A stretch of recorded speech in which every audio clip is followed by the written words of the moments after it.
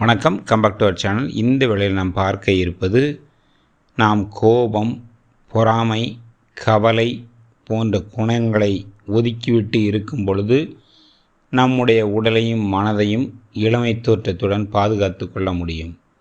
அவித்தோ பொரித்தோ காய்கறிகளை பயன்படுத்துவதை விட்டு பச்சையாக பயன்படுத்தக்கூடிய காய்கறிகளை முடிந்தவரை பச்சையாக பயன்படுத்துவதால் நம்முடைய இளமையை பாதுகாத்து கொள்ள முடியும்.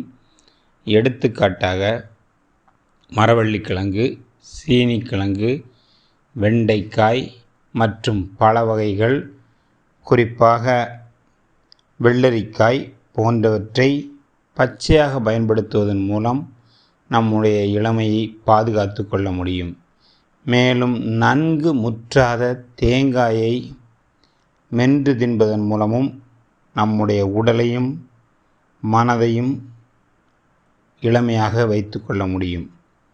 குறிப்பாக நாம் அதிகாலையிலே துயில் எழுவது சிறப்பு.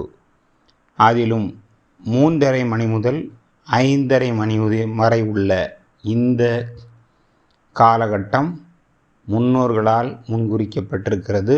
அதில் பல அறிவியல் தகவலும் இருக்கிறது. இந்த நேரத்தை பிரம்ம முகூர்த்தம் என்று அழைக்கின்றனர். இந்த வேளையிலே துயில் எழுந்து குளிர்ந்த நீரில் குளிப்பதன் மூலம் நம்முடைய மனதும் உடலும் என்றும் இளமையாக இருக்கும். நன்றி, வணக்கம்.